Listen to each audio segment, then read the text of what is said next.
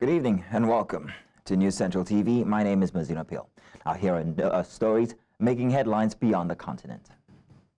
Now let's begin in North America, where authorities say tens of thousands of residents displaced by the massive Palisades and Eaton wildfires in Los Angeles will remain unable to return home for at least 4 more days.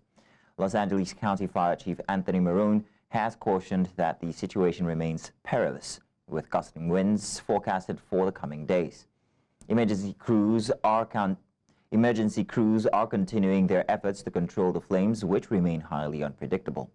Residents are being urged to remain patient as authorities work to ensure their safety amid the ongoing crisis.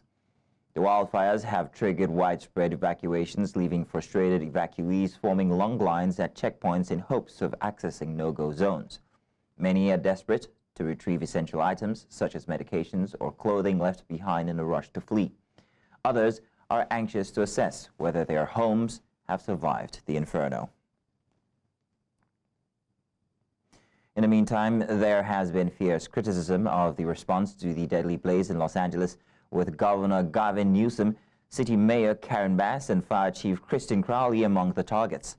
The official cause of the deadly Los Angeles wildfires, fueled by powerful winds and drought-like conditions, is yet to be determined. For News Central, international correspondent Afia Hagen has more. The precise cause of the devastating Los Angeles wildfires, intensified by strong winds and severe dry conditions, remains under investigation as the infernos continue their destructive path, leaving hundreds of residents in ruins and claiming dozens of lives. Questions arise about who bears responsibility for inadequacies in the emergency response.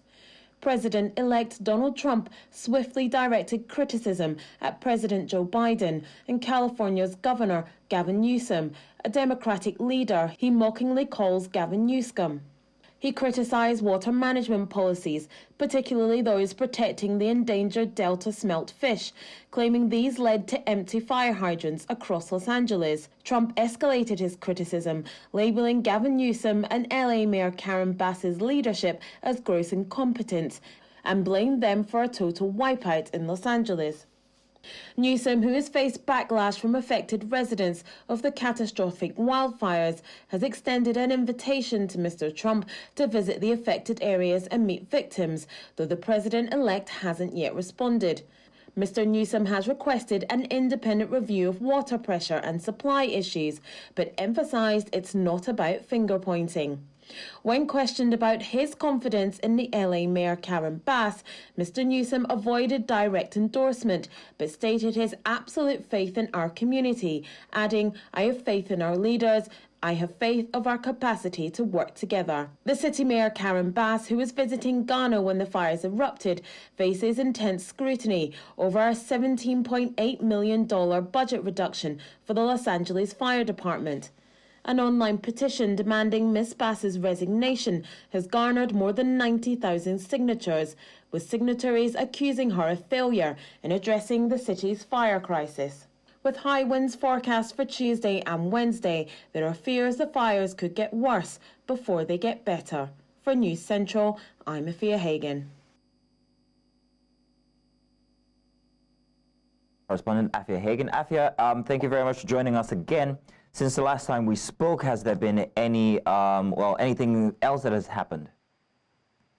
Oh yeah, so bring you up to speed on the latest. The last time we spoke, we talked about the Palisades fire. That's still about 14% contained. The Eaton fire is about 33% contained. Schools across the LA County were mostly open on Monday, the district saying that it was confident that it was safe for pupils to return. Now, the real concern over the next 72 hours is this red flag warning for high winds, those Santa Ana winds that are going to pick up overnight Monday and overnight into Tuesday and into Wednesday. These gusts, which will peak about 70 miles per hour, can be very, very destructive. It was the Santa Ana winds that really whipped up the firestorm this time last week. It's not going to be as strong winds as last week, but those winds are going to be damaging. That's why I said at the end of my report that things could get worse before they get better. Thousands of additional fire crews have been arriving in LA from Mexico, from Canada.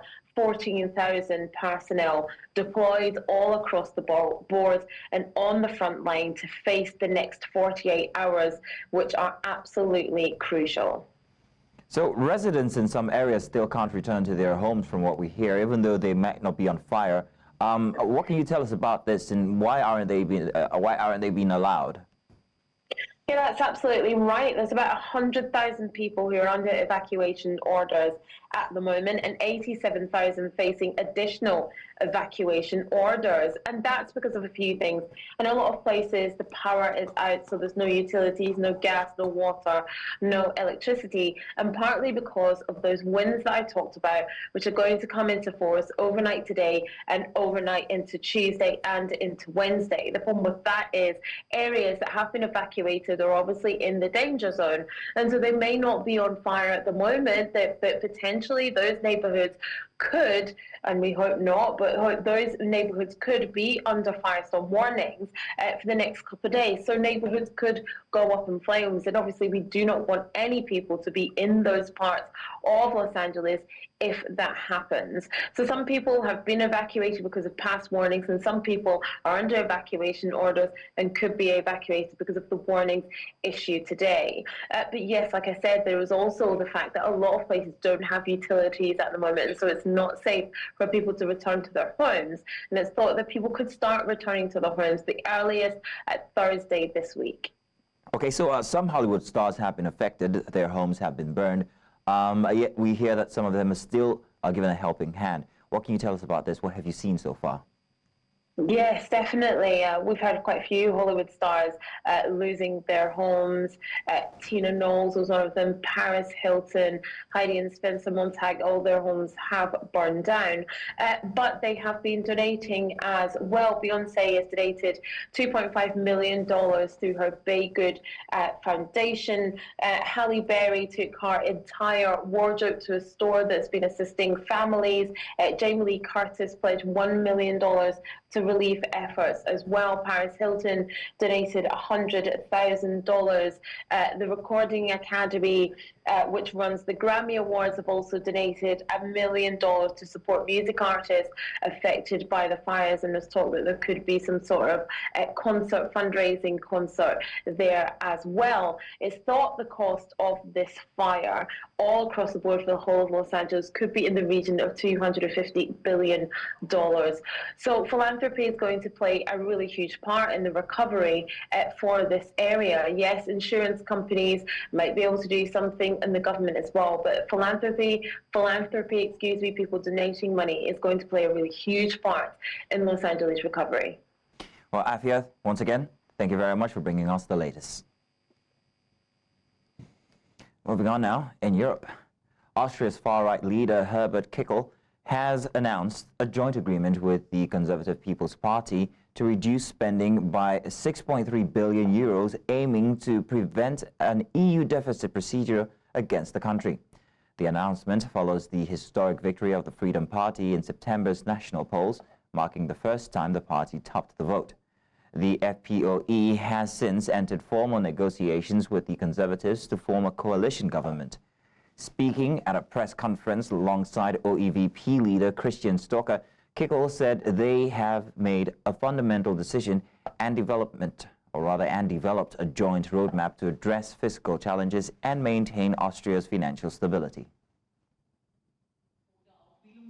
Haben Sie heute hierher zu dieser ersten gemeinsamen Pressekonferenz gebeten, weil wir Ihnen gemeinsam auch ein erstes Ergebnis unserer Verhandlungen zur Bildung einer neuen Bundesregierung präsentieren können. Wir haben eine Grundsatzentscheidung getroffen und einen gemeinsamen Fahrplan entwickelt, um ein EU-Defizitverfahren gegen Österreich abzuwenden.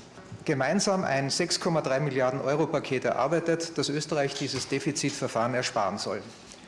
Ohne neue Steuern, keine Erbschaftssteuer, keine Schenkungssteuer, keine Vermögensteuern, mit Maßnahmen gegen Steuerschlupflöcher und Privilegien, insbesondere von großen Spielern, mit Sparen im Ministeriumsapparat, mit einem Ende von Überförderungen und all das unter besonderer Bedachtnahme auf Arbeitsmarkt und Konjunktur. Es war so, dass wir uns auf einen 7-jährigen Pfad verständigt haben, allerdings ohne Überdefizitverfahren.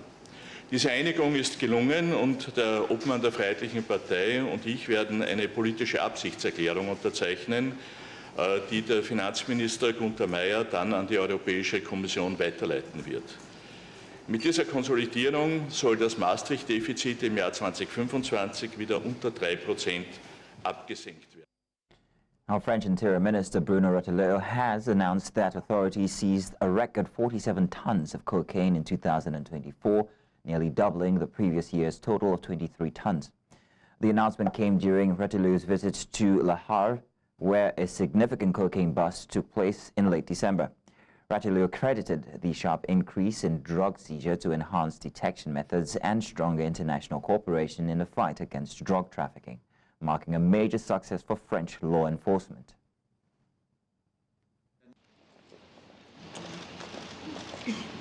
En 10 ans, on a un décuplement de la saisie de cocaïne. Pour vous donner quelques chiffres rapidement, parce que je trouve qu'ils caractérisent bien cette évolution. L'an dernier, en 2023, c'est 23 tonnes de saisie. En 2024, juste un an après, c'est historique, c'est un record, près de 50 tonnes, 47 tonnes. Ça veut dire qu'on porte des coups. Let's go on a short break now. When we return, Indian Prime Minister Narendra Modi inaugurates strategic Himalayan tunnel. Do stay with us. Welcome back. Now, in Asia, Indian Prime Minister Narendra Modi on Monday inaugurated the Z-Morh tunnel, a 6.4-kilometer engineering marvel designed to provide all-weather connectivity to the strategically significant Himalayan region. The tunnel, cutting through a treacherous mountain pass after blocked by snow for up to 6 months a year, connects Indian-administrated Kashmir with Ladakh. It is a key component of India's broader infrastructure push in broader areas, or rather border areas, and a critical step towards enabling year-round access to the Srinagar-Leh highway.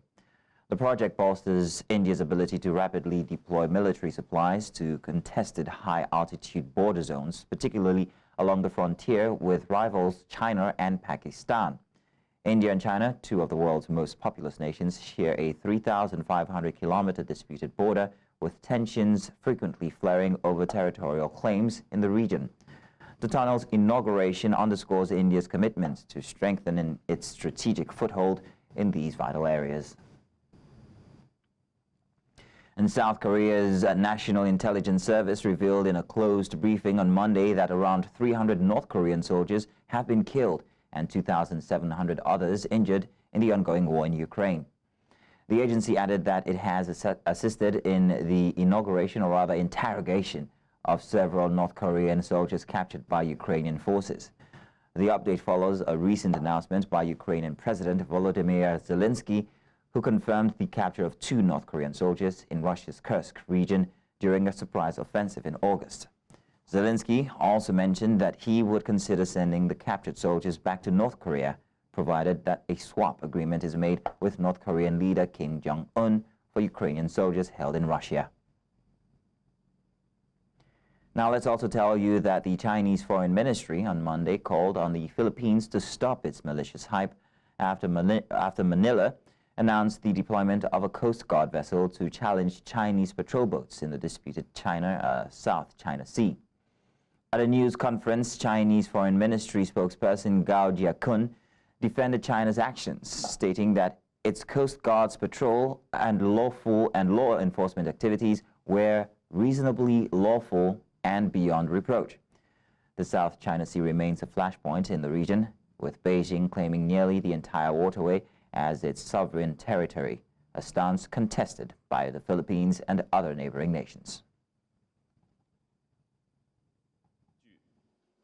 中国在南海的主权和相关权利是在长期的历史过程中形成的，具有充分的历史和法理依据，符合国际法和国际实践。中国海警在相关海域巡航执法合理合法，无可非议。中方敦促菲方停。 And in the Middle East, Lebanese President Joseph Aoun has appointed Nawaf Salam, the presiding judge at the International Court of Justice in The Hague, as Prime Minister, following consultations with lawmakers.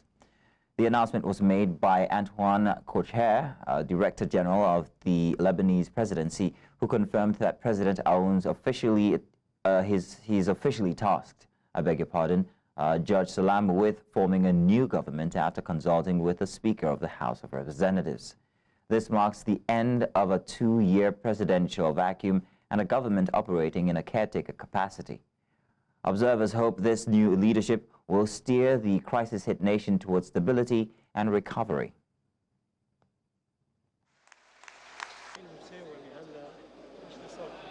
أجرى السيد رئيس جمهورية العماد جوزيف عون الاستشارات النيابية الملزمة اليوم الاثنين الواقع فيه 13 كانون الثاني 2025 وبعد أن تشاور مع السيد رئيس مجلس النواب وأطلعه على نتائجها رسميا استدعى رئيس الجمهورية القاضي نواف سلام لتكليفه تشكيل الحكومة. إذا بدكم تعرفوا النتيجة القاضي نواف سلام 84 السيد الرئيس محمد نجيب مئاتي 9 عدم تسمية. So to further discuss this and the implications of Nawaf Salam's appointment as Lebanon's Prime Minister, we're joined by international analyst Bulu Michael B.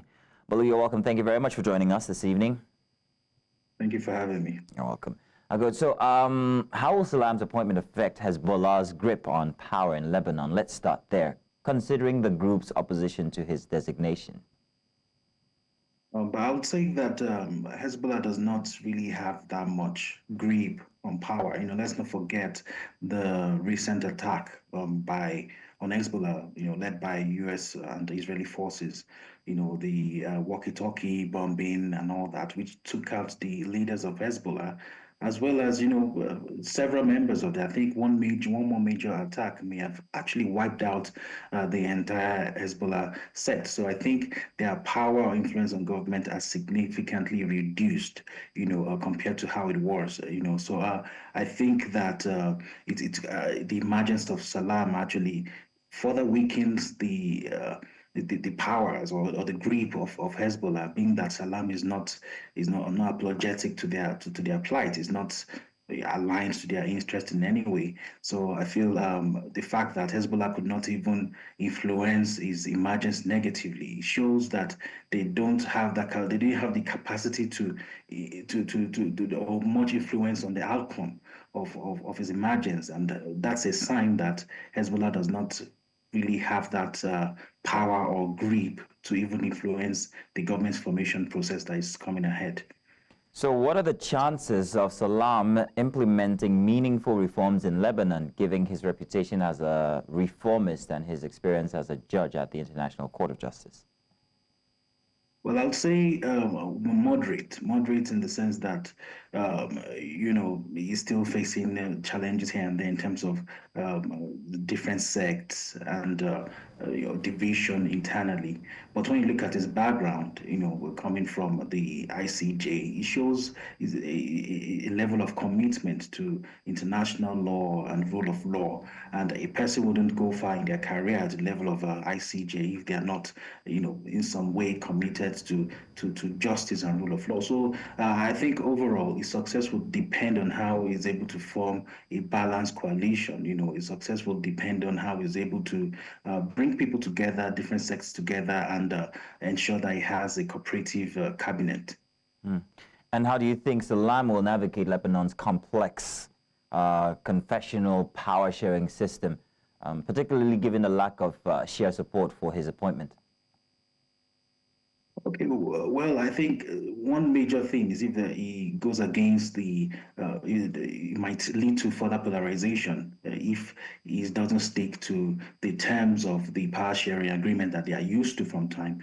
I think his biggest challenge would be how to balance his cabinet, and he might need to make certain concessions in order to be able to absorb the Shia sect. It's not about just having representation, but about balancing it. For example, if you have, 30 slots, and you have three groups.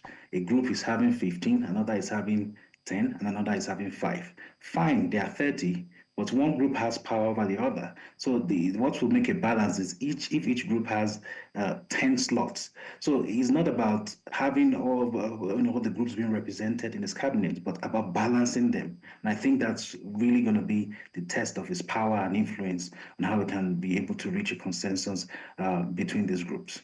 So do you think his appointment will affect regional stability? I think so. I think the first influence would be from his Western allies, who are likely to show a level of cautious optimism. Fine, they might be happy that, okay, for the first time in a long while, Lebanon is having what I would call a proper leadership.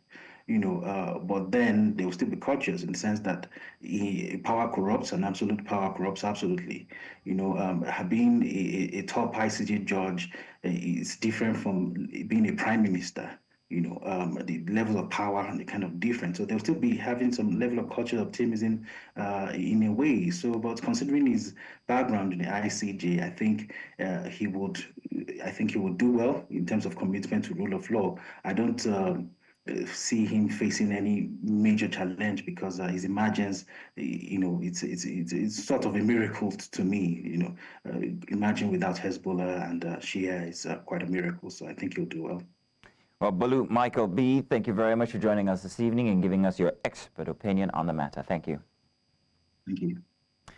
And that's all the news on Beyond the Continent for this evening. Would like to say thank you very much for joining us. To remember now that you can watch News Central live on DSTV channel 422, StarTimes channel 274, Able TV, and of course on YouTube. My name is Mazino Appeal. Thank you very much for watching.